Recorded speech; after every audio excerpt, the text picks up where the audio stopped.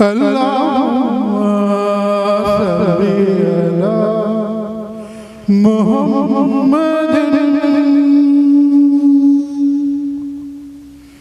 وعلى آله وصحبه وسلم.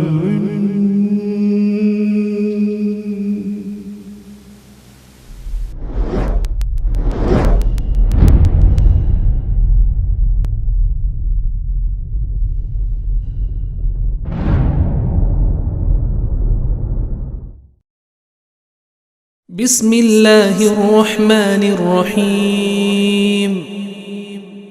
شروع اللہ کا نام لے کر جو بڑا مہربان نہایت رحم والا ہے.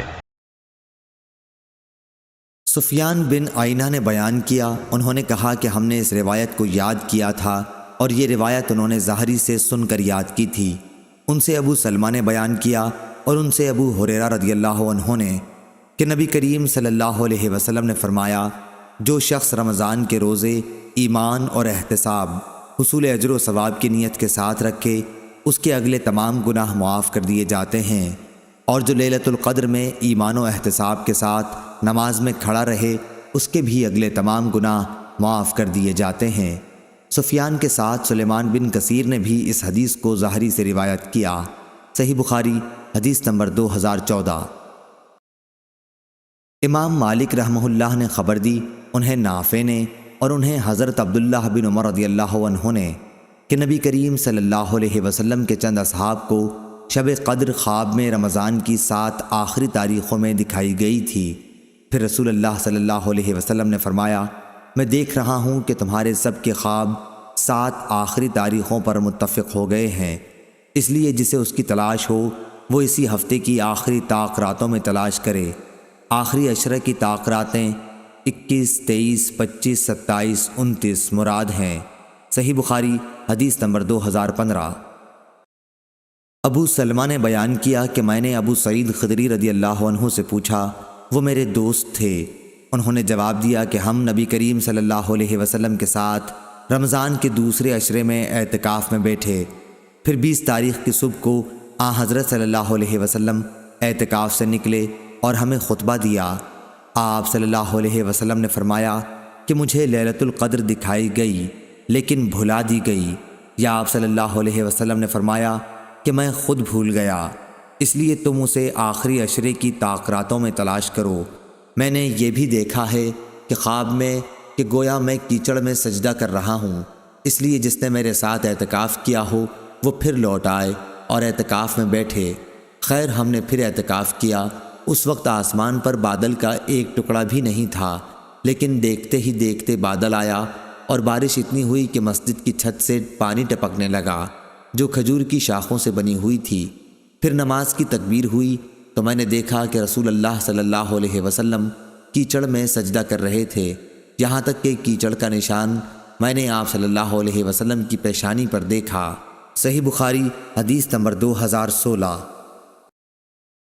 ابو سہیل نے بیان کیا، ان سے ان کے باپ مالک بن ابی عامر نے اور ان سے عائشہ رضی اللہ عنہا نے کہ رسول اللہ صلی اللہ علیہ وسلم نے فرمایا، شب قدر کو رمضان کے آخری عشرے کی طاق راتوں میں ڈھونڈو.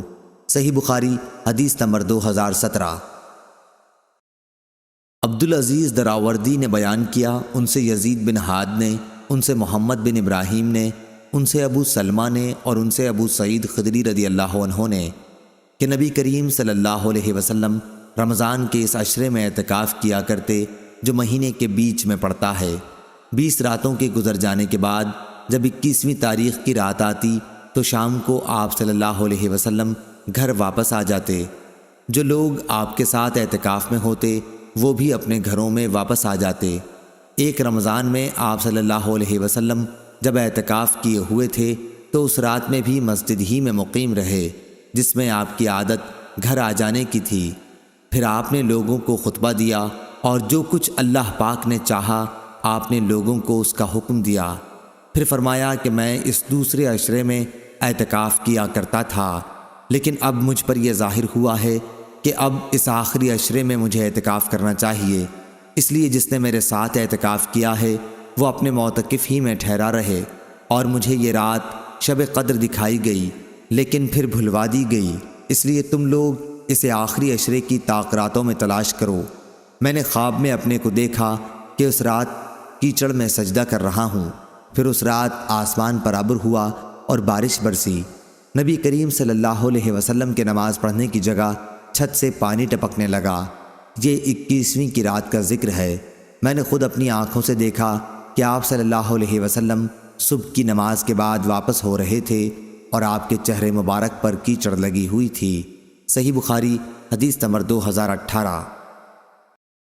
ہشام بن عروہ نے کہا کہ مجھے میرے والد نے خبر دی، انہیں عائشہ رضی اللہ عنہا نے، کہ نبی کریم صلی اللہ علیہ وسلم نے فرمایا شب قدر کو تلاش کرو۔ صحیح بخاری حدیث نمبر 2019۔ عبدہ بن سلیمان نے خبر دی، انہیں ہشام بن عروہ نے، انہیں ان کے والد عروہ بن زبیر نے، اور انہیں ام المومنین حضرت عائشہ رضی اللہ عنہا نے، کہ نبی کریم صلی اللہ علیہ وسلم رمضان کے آخری عشرے میں اعتکاف کرتے اور فرماتے کہ رمضان کے آخری عشرے میں شب قدر کو تلاش کرو۔ صحیح بخاری حدیث نمبر 2020۔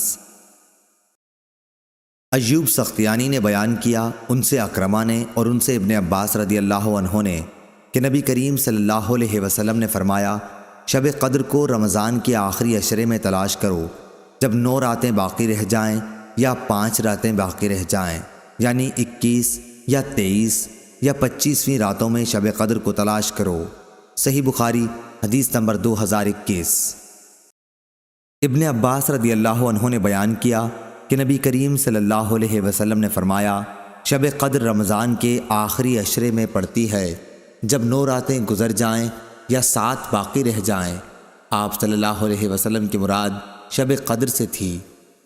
عبد الوہاب نے ایوب اور خالد سے بیان کیا، ان سے اکرمہ نے اور ان سے ابن عباس رضی اللہ عنہ نے، کہ شب قدر کو 24 تاریخ کی رات میں تلاش کرو۔ صحیح بخاری حدیث نمبر 2022۔ عبادہ بن صامت رضی اللہ عنہ نے بیان کیا کہ رسول اللہ صلی اللہ علیہ وسلم ہمیں شب قدر کی خبر دینے کے لیے تشریف لا رہے تھے کہ 2 مسلمان آپس میں کچھ جھگڑا کرنے لگے۔ اس پر آپ صلی اللہ علیہ وسلم نے فرمایا کہ میں آیا تھا کہ تمہیں شب قدر بتا دوں، لیکن فلاں اور فلاں نے آپس میں جھگڑا کر لیا، بس اس کا علم اٹھا لیا گیا، اور امید یہی ہے کہ تمہارے حق میں یہی بہتر ہوگا، بس اب تم اس کی تلاش آخری عشرے کی 9 یا 7 یا 5 کی راتوں میں کیا کر۔ صحیح بخاری حدیث نمبر 2023۔ ابو یغفور نے بیان کیا، ان سے ابو زحا نے، ان سے مسروق نے اور ان سے عائشہ رضی اللہ عنہا نے بیان کیا کہ جب رمضان کا آخری عشرہ آتا تو نبی کریم صلی اللہ علیہ وسلم اپنا تہبند مضبوط باندھتے، یعنی اپنی کمر پوری طرح کس لیتے، اور ان راتوں میں آپ صلی اللہ علیہ وسلم خود بھی جاگتے اور اپنے گھر والوں کو بھی جگایا کرتے تھے۔ صحیح بخاری حدیث نمبر 2024۔